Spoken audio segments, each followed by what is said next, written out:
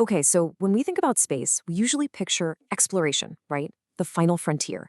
But what if I told you it's also the next frontier for economics? I'm talking about a massive, multi-billion-dollar industry that's literally humming right above our heads. And trust me, it's growing way faster than you might think. And you know what? You're already a part of it. Seriously, did you use Google Maps to get somewhere today? Check the weather on your phone this morning? If you did, then congratulations, you're an active participant in the space economy. It's not just about rockets and astronauts anymore, not by a long shot. It's this invisible infrastructure that's powering our daily lives. So, just how big are we talking?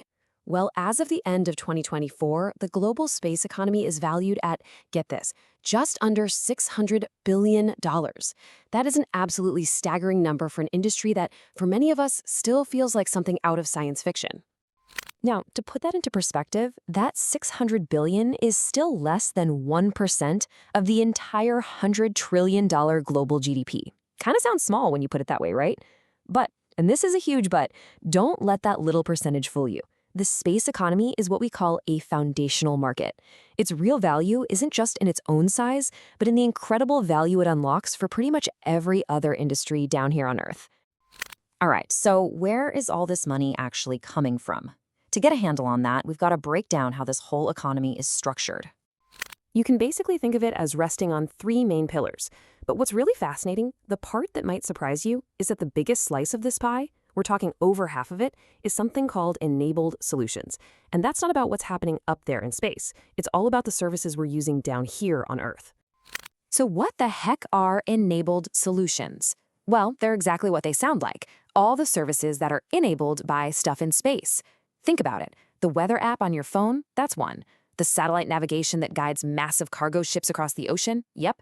Even remote sensing that helps farmers manage their crops or urban planners design cities, it's all the practical, everyday stuff. And that is where the vast majority of the money is being made. Okay, so let's zoom in a little on that second pillar, the space market. This is the part we all think of, right? Building the rockets, launching the satellites, all that cool hardware. But look at this breakdown. The biggest piece of this pie isn't manufacturing or launch services. No, it's satellite services. And this really gets to the heart of the matter. The real money, the biggest slice of the pie, is in providing services from orbit. But here's the catch. You can't deliver those services unless you manufacture a satellite and launch it. It's a classic value chain. The services are where the profit is, but they depend entirely on that foundational hardware. So if services are king, then who's sitting on the throne? Well, right now, there's one company that's not just playing the game, it's completely rewriting the rules. Of course, I'm talking about Starlink. To build their global internet service, SpaceX has launched a constellation of more than 6,500 satellites. Just let that number sink in for a second. The scale of this operation is completely unprecedented. In fact, they've launched so many that Starlink satellites now make up more than half of all active satellites orbiting the Earth. Think about that. One single company controls over 50% of the active infrastructure in orbit. That is mind-blowing. And that dominance in space is translating directly into dominance on the ground. Just look at this growth curve. I mean, from about 10,000 subscribers in early 2021 to 1 million by the end of 2022, and now they're projected to hit 8 million by the end of 2025. That isn't just growth, folks. That is a textbook example of explosive, exponential market capture. So what's their secret? It all comes down to the business model. See, Starlink isn't really in the business of selling satellites. They're selling high-speed internet. They've turned that incredible infrastructure into a global utility, one that can reach rural and underserved areas, and at the same time, create totally new markets for connectivity on airplanes, on ships, and, very soon, directly to your mobile phone. And all those subscribers? They translate directly into just jaw-dropping revenue.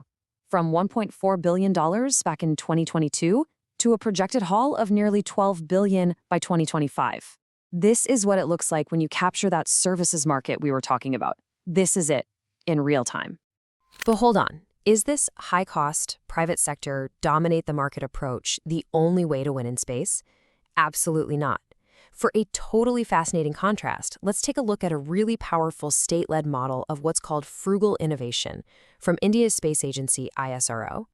And wow, This comparison really says it all. ISRO operates on an annual budget of around $1.5 billion. Now compare that to NASA's $25 billion. I mean, it is a tiny, tiny fraction of the cost, but their achievements are nothing short of world-class.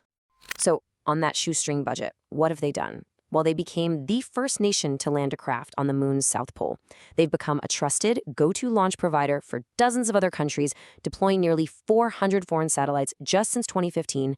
They're living proof that you do not need the world's biggest budget to be a major player in this game.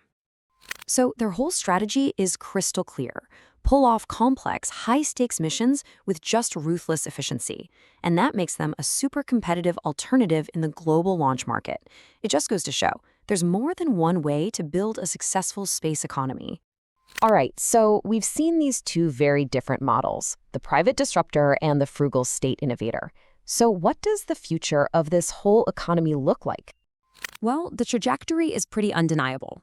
From $600 billion today, the space economy is on a rocket ride of its own, and it's projected to smash right through the $1 trillion mark by 2033. The growth isn't just big, it's actually speeding up. Okay, let's boil this all down. What are the key things you should walk away with? First, remember, the real money is in space-based services, not just building the rockets. Second, private companies like SpaceX are hitting the accelerator on growth and shaking up the whole market. Third, frugal, state-led models like ISRO's are a really powerful and viable alternative. And maybe most important of all, this isn't science fiction anymore. This is a foundational, critical part of our global infrastructure. And that leaves us with one last really big question. As a handful of private companies come to literally own and operate the infrastructure of Earth's orbit, who gets to write the rules for this new frontier? Who's going to make sure this incredible resource is managed for the benefit of everyone? That, my friends, is the real trillion-dollar question that we're all going to have to answer, and soon.